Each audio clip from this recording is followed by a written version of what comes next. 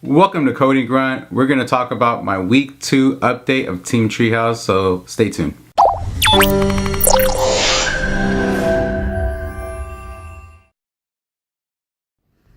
Alright guys, this is my first time going to a meetup.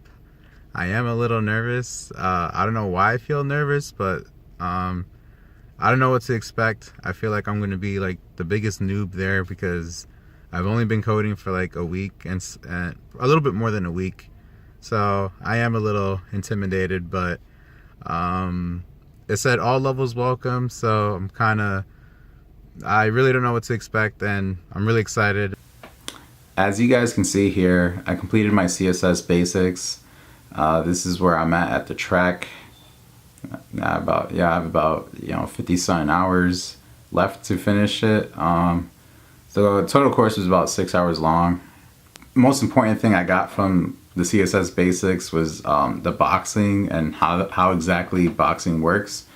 I'm currently working on my own project.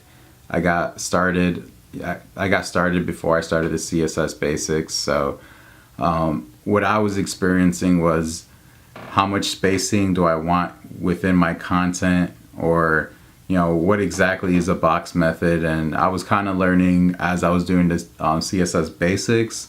And I mean, this is my first real project really, and I'm building my own portfolio site, and just knowing like where exactly you want your content, like okay, how exactly does a box method work, and getting myself to understand that, I like to use analogies.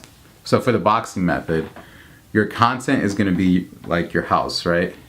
All your important stuff is going to be inside that house. That's your content. Now your padding, now to box all that stuff up, you're going to want a nice border, right? A nice border. Your white picket fence is going to be your border. Now you don't want your border, or you don't want your white picket fence to be right next to your house. You kind of want some space for your front yard, your backyard, your garage, etc., right? So the space between your house and that border, or the white picket fence, is going to be your padding. Padding is all that space. Now the space after your border is going to be your margin. So anything after your white picket fence. So let's say you live right next to a lake. You don't want the lake to be touching your fence, or you have neighbors, I mean, certain people might not want their neighbor to be right there. You kind of want some space, between whatever barrier there is. Necessarily, there could be a tree or something. So, any type of spacing beyond your white picket fence or beyond your border is going to be your margin. Another important thing in CSS is measurements. You can do pixels, or you can do percentages, or you can do ems.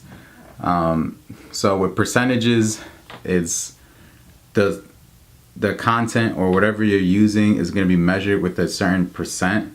So it's going to adjust if you're using a tablet or a mobile phone. So if it's going to be 10%, it's going to be 10% of that screen no matter what. Now with pixels, it's kind of it's a set amount.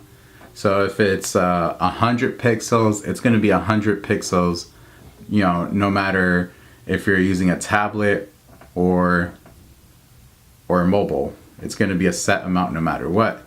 When I was making my website, I noticed it wasn't necessarily mobile friendly. So what I did was I made adjustments. I changed certain things instead of pixels into percentages, and that made it a lot more easier to make my website more responsive to other different platforms. So that's what I used, and that's what helped me make my website more responsive. And another big thing to make your website more responsive is media queries. And what media queries is when you use a website and you want to have a certain setting for the right device. So if your screen is, 600 pixels like a mobile phone, you're going to want your settings to be within that. There's no way you're going to fit all your, everything that you built on that website into your mobile. You know, you're taking a set amount for your screen size and you're making your content fit to that much. You know, maybe you might not need a image there. You can remove that image when it's that mobile size. Maybe your screen, maybe there's certain things you want to add, or maybe you want to change a color when it's a different size, and you can do that with media queries. So the biggest thing that I learned for making your website more responsive is using percentages, and then also using media queries. And that's one of the biggest things I got from the CSS Basics.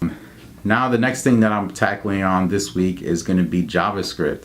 So now that we got over cascading style sheets and HTML, now we're finally working with the programming languages. I'm really excited to be working with the JavaScript. So now we're going to be getting to actual programming side, and I'm really excited. So this is going to be an interesting week, and there's a lot of things to learn, and this is going to be the fundamental of programming. Thank you guys for tuning in and watching my channel. If you guys are also learning programming, or if you are also into web development, or if you guys are just total beginners, just comment and just tell me your story. I'm really interested in what you guys have to say. If you guys like my channel, or what you guys think I should add to my channel, just any type of feedback would be great. But once again, this is my week 3